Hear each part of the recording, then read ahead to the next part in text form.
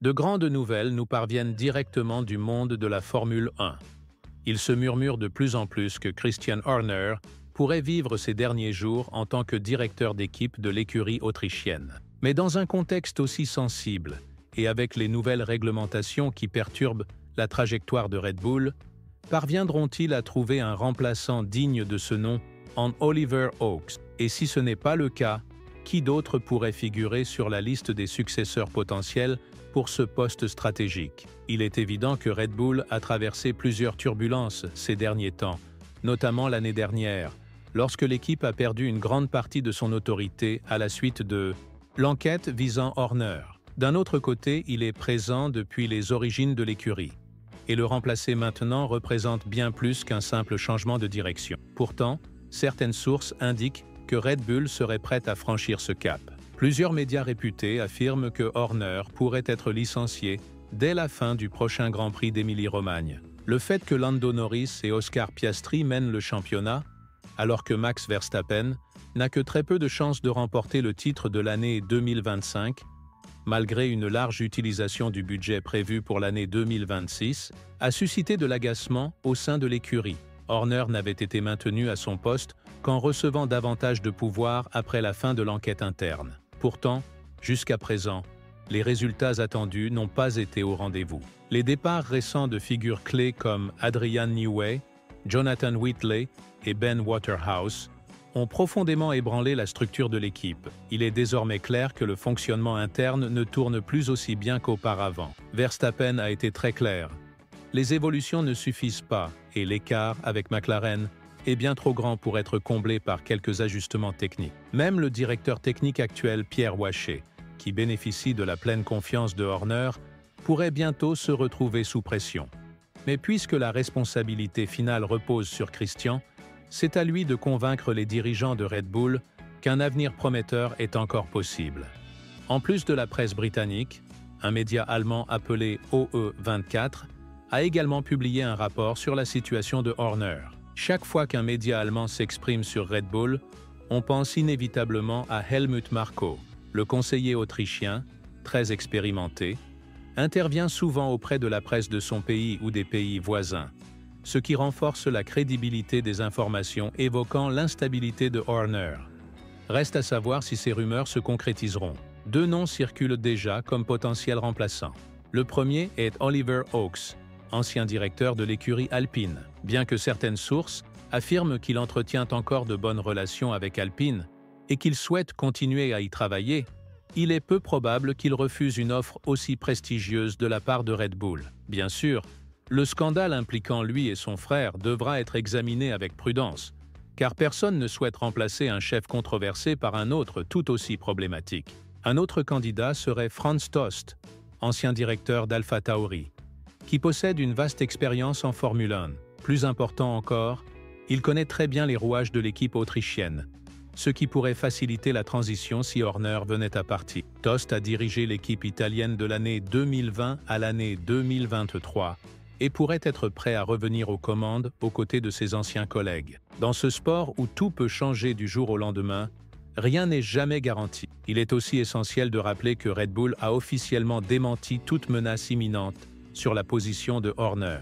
Néanmoins, ces démentis peuvent faire partie d'une stratégie visant à préserver l'image de l'écurie dans un environnement très concurrentiel. 20 ans d'expérience dans une même structure ne doivent pas être négligés. Le principal problème auquel Horner est actuellement confronté est la performance décevante de son équipe. Les dernières mises à jour techniques n'ont pas porté leurs fruits. Et selon certaines sources, une grande partie du budget de l'année 2026 aurait déjà été dépensée pour tenter de rester compétitif en 2025. C'est un pari extrêmement risqué, car il compromet potentiellement 2 saisons en même temps.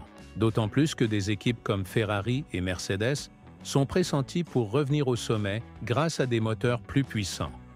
Mais ce n'est pas uniquement la performance qui est remise en question dans la gestion de Horner. Des désaccords non résolus avec Helmut Marko subsistent. À certains moments, ils avaient mis leurs différends de côté pour se concentrer sur les problèmes techniques. Mais cette coopération ne semble plus être une priorité aujourd'hui. La situation autour de Horner devient de plus en plus fragile. Julian Simon-Chotan, ancien ingénieur de course en Formule 1, a évoqué le sujet dans le journal britannique Mirror. Selon lui, le départ de Horner ne surprendrait personne compte tenu de tout ce que l'équipe a traversé récemment. Il a ajouté que, dans le paddock, rien n'est jamais impossible. Horner est le directeur d'équipe le plus ancien actuellement en poste, mais l'année écoulée a été extrêmement difficile pour lui. Il s'est retrouvé dans une situation très délicate. Il ne serait donc pas étonné que Horner quitte la Formule 1. C'est un environnement instable où de grands changements peuvent se produire en quelques semaines seulement. Un autre élément marquant est le moment où ces informations émergent. Horner et Red Bull s'apprêtent à célébrer leur 400e Grand Prix ensemble, précisément à Imola, là où tout a commencé en 2005. Cependant, pour que son renvoi soit acté, un accord entre les deux entités propriétaires, européennes et asiatiques, est indispensable. D'après les dernières informations, la branche thaïlandaise, majoritaire, pourrait être en train de se désolidariser de Horner. Cela expliquerait pourquoi il est resté en poste malgré toutes les controverses. Mais selon un rapport du magazine Autosprint, ce soutien vital semble désormais vaciller, ce qui fragilise encore davantage sa position.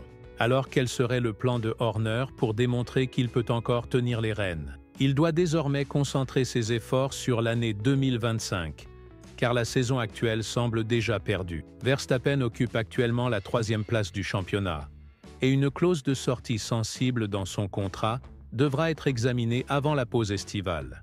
Selon Helmut Marko, cette pause sera déterminante pour l'avenir de l'écurie. Si Verstappen ne se trouve pas parmi les 3 premiers à ce moment-là, Red Bull pourrait avoir encore plus de mal à le retenir. Des équipes comme Mercedes et Aston Martin ont déjà manifesté leur intérêt.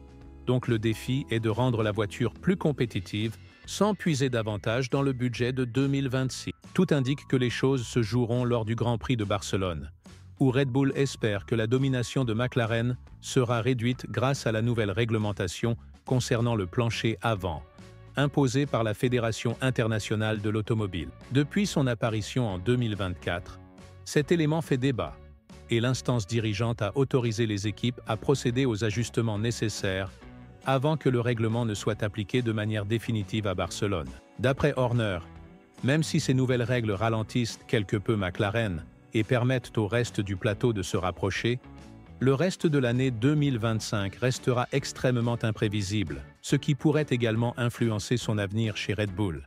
Il a expliqué qu'il y aurait certainement un impact. Prédire l'ampleur des effets sur les concurrents par rapport à Red Bull est difficile, mais il ne fait aucun doute qu'il s'agit d'un changement majeur, pas d'un simple ajustement mineur. Toutes les voitures seront affectées.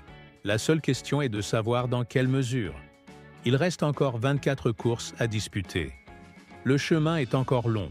McLaren semble incroyablement forte en ce moment, surtout après Miami. La situation pourrait évoluer, mais Red Bull doit commencer à réagir et marquer des points rapidement. Même Horner reconnaît qu'il n'existe pas de solution miracle, ni, comme il l'a dit lui-même, de moment d'illumination pour détrôner McLaren, surtout avec 2 pilotes aussi performants aux avant-postes. Ce n'était pas le cas à l'époque où Red Bull dominait, car Sergio Pérez avait dû se battre dur pour conserver la 2e place en 2023. En 2022 et 2024, cette position avait été occupée par un adversaire. Quoi qu'il en soit, Red Bull fait face à un défi de taille, et qu'on l'apprécie ou non, la position de Horner est clairement menacée, tant par ce qui s'est déjà passé que par ce qui pourrait encore survenir, alors qu'une nouvelle ère de la Formule 1 se profile. À présent, que pensez-vous d'un possible départ de Christian Horner? Et surtout, croyez-vous que Red Bull pourra enfin retrouver une trajectoire plus positive après tout ce qui s'est passé ces derniers mois? Donnez-nous votre avis dans les commentaires, puis cliquez sur la vidéo qui s'affiche à l'écran.